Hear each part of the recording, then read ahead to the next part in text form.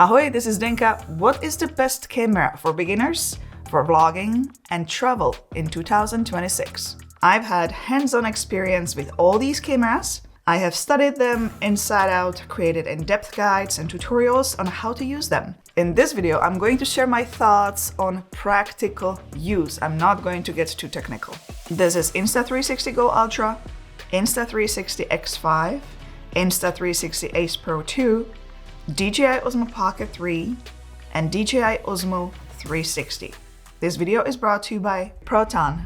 All of these cameras are very different. Not all of them are suitable for beginners, and they also serve different purpose. I felt the need to make this video because many people are asking me in the comments, should I buy Insta360 X5 or should I get DJI OSMO Pocket 3?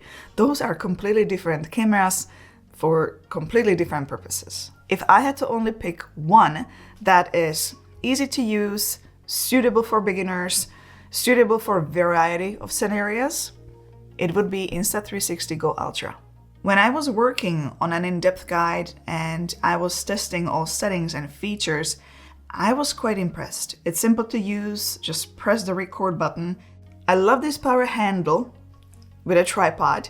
You can remove the camera and attach it to anything via magnet, so you can get creative very quickly. Any angles are possible. There are many attachments you can use. It's small and discreet, and it can be also used underwater. You can film pretty much any type of videos. Action shots, everyday vlogs. I would absolutely pair it with Insta360 Mic Air for the best audio possible. You can also film cinematic clips, as it offers ultra-wide aspect ratio. It has a horizon lock, so you don't really need a gimbal. The horizon will be always straight. You only need to control your panning and tilting moves. You can customize each filming mode.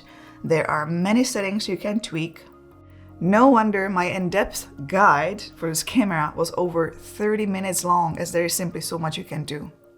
Those in-depth guides are, in my opinion, the best videos to watch if you want to see what everything is possible with the camera before you make a decision on the purchase.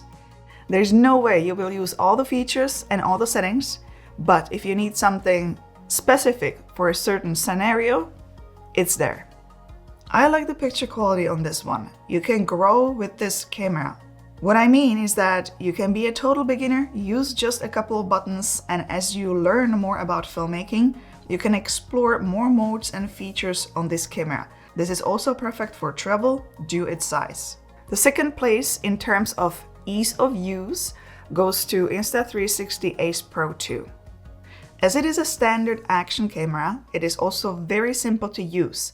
It can do pretty much the same as the Go Ultra, except it's not as small, so you're not going to be able to get as creative as with the Go Ultra. However, for action shots, driving and vlogging, this camera is really good. Stabilization is amazing. It has horizon lock. I would again pair it with the Insta360 Mic Air to get the best audio possible. When it comes to photography, it is quite useful as well. You can grab some stills, some snapshots here and there, but there is one thing you have to get used to. It has a slow shutter, especially if you're gonna be using this type of a cage. You have to stay still when you take photos. So you take a photo and stay still. If you just take a photo and move the camera, you will end up with blurry photos. And that was something that surprised me when I came back to the studio after the first use. When it comes to photography with these two cameras, the zoom is limited. You get the main camera and 2 times zoom. You can play with different fields of view, make the shot very wide or narrower with no distortion. You're not going to get the depth you would get if you would be taking the photos on a smartphone in portrait mode. So these cameras are definitely mainly for video and taking snapshots, travel shots on the go, or quick shots for social media. Choosing the right camera is important, especially if you are planning to monetize your content. And one of the easiest ways to monetize your content is with affiliate marketing. A great example of that is the Proton Partners program. It's simple. You share your personalized links with your audience, and every time someone signs up through your links, you earn a commission. The more you share, the more you can earn, and there is no cap on your earnings. Many creators already turn affiliate partnerships like this into a consistent monthly revenue stream. If you're not familiar with Proton, it's a privacy-focused tech company founded in Switzerland, and their mission is simple: build an internet where privacy is the default. Today, Proton has grown into a full ecosystem of privacy tools used by millions worldwide, including Proton Mail, Proton VPN, Proton Drive, Proton Pass, and Proton Calendar. When you join Proton Partners program, you're not doing it alone. You'll get a dedicated account manager who can help optimize your integrations and support your growth. You'll also get access to ready-to-use promotional assets like banners, images, and video content, making it easy to integrate Proton naturally into your content. Payments are straightforward and hassle-free. There is no paperwork or extra steps. And the best part is that the program works across all platforms. Whether your audience is on YouTube, Instagram, TikTok, or X, you can promote Proton wherever your content lives. If you want to start monetizing your content today, check out the Proton Partners program using the link in the description. Proton.me, join the program. In the third place, again in terms of ease of use, is DJI OSMO Pocket 3.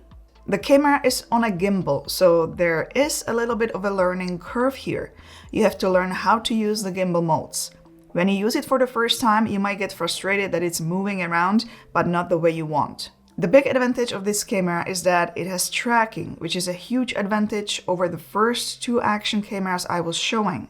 Recently, I've been leaving my Sony, the big main camera here in the studio, and taking this outdoors when I need to get some shots for my tutorials or reviews. I also really like the colors, the picture quality coming out of this camera. It really excels for cinematic filming as there is a gimbal. It's not much of an action camera. It's also very good for vlogging as there is tracking. No matter where you move, you will always be in the frame. When you pair it with a DJI microphone, you get excellent audio. This little bag has everything you need to film cinematic videos and vlogs. This is my go-to camera besides Sony. I prefer the cinematic look and tracking, so I need the gimbal. The size and the weight are a huge bonus. I don't need to drag with me a big gimbal or big setup. The last two cameras I have here are 360 cameras. Those require the biggest learning curve. Don't get me wrong, they are super easy to film with. You just press the record button, you don't have to worry about anything as it films everything around you, so you can be completely immersed in your travels and surroundings. Not to worry about filming, you can just enjoy the moment. You just hold the stick. But the learning curve comes in terms of editing, and it is also time consuming. It's great for specific shots. I love this for travel. When you go to see a historical building, for example, you can fully enjoy it. When you get back from the trip, it's very surreal just to go through the footage and look at all the angles. You almost relive the moment again. I loved using it on a cruise ship. I brought with me the extra long invisible selfie stick, and the shots were just mind-blowing. These cameras are also great for real estate, motorcycle and bicycle rides, and POV shots. I wouldn't use it for everyday filming because of the editing time. So which one, Insta360 X5 or DJI Osmo 360? Insta360 has been making these 360 cameras for a number of years now, so they are certainly packed with a huge amount of features, and they offer a large number of accessories. This is DJI's first 360 camera. I'm finding that the DJI Osmo 360 camera is a little bit more user-friendly and a bit simpler. The same thing goes for software. I'm finding that their app and desktop studio are a bit easier to use. Insta360 X5 also has a good picture quality, but I simply prefer the DJI look. If you are someone who is looking for a very large amount of features and settings and needs a wide variety of accessories, then Insta360 has all that. A huge advantage of the Insta360 X5 is that in case you break the lens, you can replace it yourself. You just unscrew it and replace it. Trust me, I speak from my experience. I broke the Insta360 X5 in the past, and the process of replacing the lens is quite difficult. Those were the cameras I recommend. I also tested some budget-friendly cameras in the past few months, but unfortunately, I've made the decision not to include them on this channel, except for one. And that was Akeso 360, which they refer to as your first 360 camera. It is a budget 360 camera, so you will not certainly have all the options Insta360 and DJI offer. The same goes with the picture quality, but if you just need a few daytime 360 shots, it will deliver just that. The reason why those budget cameras didn't make it to the channel is simple. One camera broke down within a few days. The second camera had terrible picture quality. It wouldn't even focus on me when I was actually walking around and vlogging, filming myself, so I had to send it back. There's no way I can show something like that. I'll keep my eyes open. If I come across something decent, I'll show it. All mentioned cameras are below in a video description for those interested. Give it a thumbs up if you found this video helpful. Don't forget to subscribe for more, and I'll see you in one of those videos next. Ciao, ahoj.